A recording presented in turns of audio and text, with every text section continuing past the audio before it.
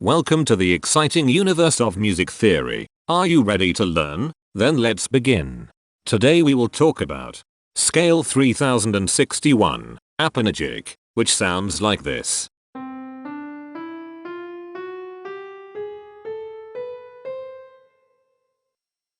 This scale has 9 tones, which means it is called an enneatonic scale. This is a bracelet notation diagram of scale 3061. The shaded circles represent tones that appear in the scale, and they are read clockwise, starting at the top.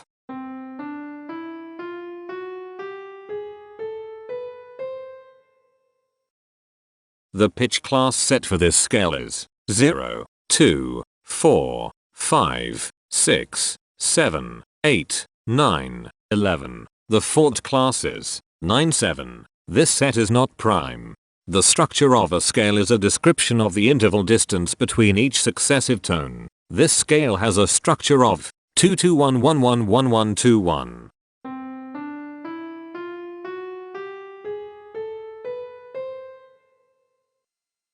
The binary representation of this scale is determined by mapping tones of the scale to binary digits. Each binary digit represents a power of 2.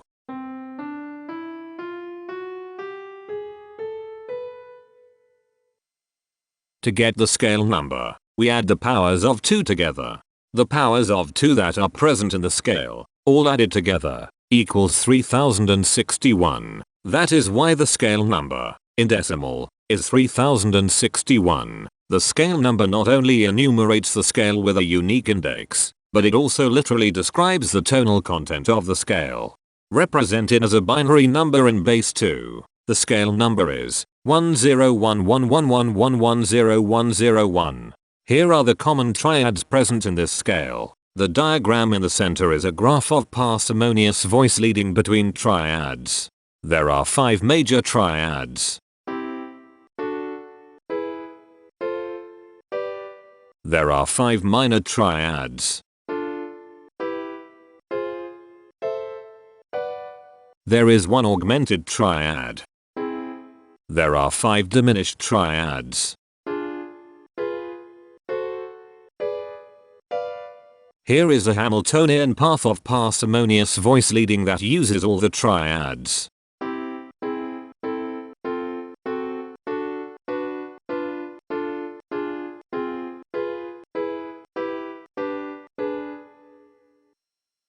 This scale has 9 modes. The first mode is itself. The second mode is scale 1789, also known as blues enneatonic 2. It sounds like this.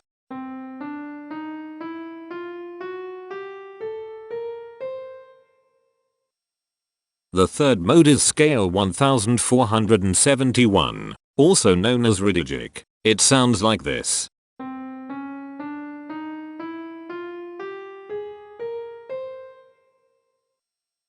The fourth mode is scale 2783, also known as Heteromorphisms. It sounds like this.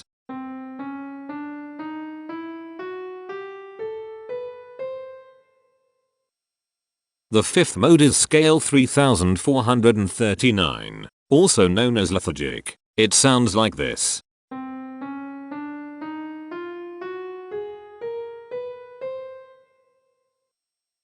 The sixth mode is scale 3767, also known as Chromatic Bebop. It sounds like this.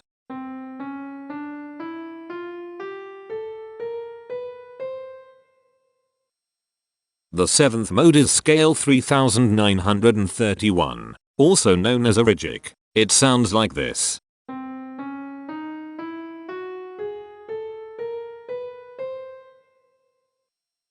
The eighth mode is scale 4013, also known as Raga Pilu. It sounds like this.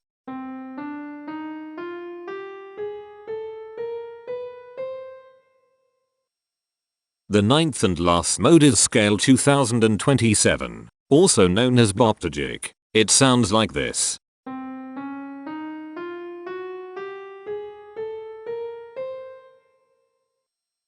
Imperfections are tones that have no tone, a perfect fifth interval above them.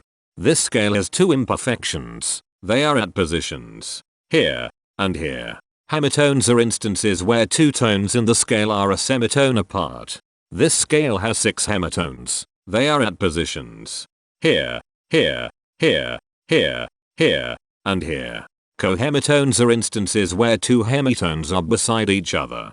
This scale has 4 cohemitones. They are at positions here, here, here, and here. The distribution spectra describes the size of each of the scale steps, which in turn describes how evenly spaced the tones are. A generic interval is how many scale steps are between one tone and another. A specific interval is how many semitones apart they are. The generic interval of one scale step comes in 2 different specific interval sizes, 1 semitone and 2 semitones. The spectrum width of this generic interval is the highest, 2, minus the lowest, 1, which equals 1. The generic interval of 2 scale steps comes in 3 different specific interval sizes, 2 semitones, 3 semitones, and 4 semitones. The spectrum width of this generic interval is 2. The generic interval of 3 scale steps comes in 3 different specific interval sizes, 3 semitones, 4 semitones, and 5 semitones. The spectrum width of this generic interval is 2. The generic interval of 4 scale steps comes in 4 different specific interval sizes, 4 semitones, 5 semitones, 6 semitones, and 7 semitones. The spectrum width of this generic interval is 3. The generic interval of 5 scale steps comes in 4 different specific interval sizes, 5 semitones, 6 semitones, 7 semitones, and 8 semitones. The spectrum width of this generic interval is 3. The generic interval of 6 scale steps comes in 3 different specific interval sizes, 7 semitones, 8 semitones, and 9 semitones. The spectrum width of this generic interval is 2.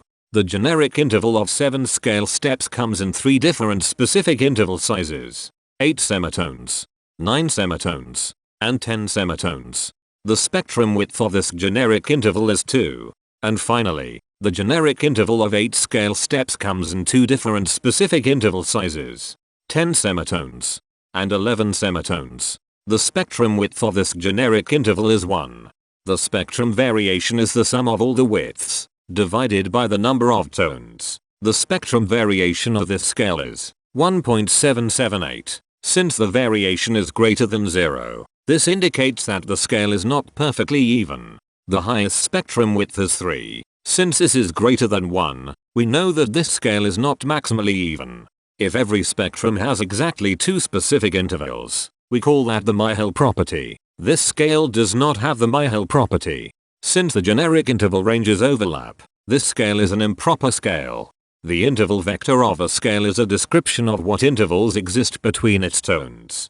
There are 6 intervals with the size of 1 semitone. They are here, here, here, here, here, and here. There are 7 intervals with the size of 2 semitones.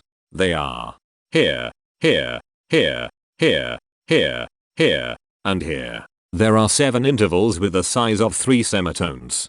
They are here, here, here, here, here, here, and here. There are 6 intervals with the size of 4 semitones. They are here, here, here, here, here, and here. There are 7 intervals with the size of 5 semitones. They are here, here, here, here, here, here, and here. There are 3 intervals with the size of 6 semitones. They are here, here, and here. Each interval does not appear in this scale a unique number of times, so this is not a deep scale. Heteromorphisms are comparisons between every interval in a set. They can be classified as contradictions, ambiguities, and differences. A contradiction exists when a small generic interval has a bigger specific size than a larger generic interval. For example, if a generic third interval has a larger size in semitones than a generic fourth interval, that is a contradiction. The number of contradictions in this scale is 25. An ambiguity exists when 2 intervals have the same specific size, but they have different generic intervals. For example, if a generic fourth and a generic third interval are the same size in semitones, that is an ambiguity. The number of ambiguities in this scale is 109. A difference exists when two intervals have the same generic size, but different specific sizes. For example, a major third and a minor third both have the same generic size, but they have different sizes when measured in semitones. The number of differences in this scale is 196. The coherence quotient measures the proportion of ambiguities and contradictions among a set's intervals. A scale with a higher coherence quotient is a good candidate for musical usefulness. The coherence quotient is 0.71. The sameness quotient measures the proportion of heteromorphic differences among a set's intervals. A scale with a higher sameness has fewer differences, so it is also a good candidate for musical usefulness. The sameness quotient is 0.319. This scale has no reflective symmetry. This scale has a different pattern of intervals ascending and descending, so it is not palindromic. This scale has no ridge tones. The balance of a scale depends whether the tones are spaced equally enough for the center of gravity to be in the center of the scale.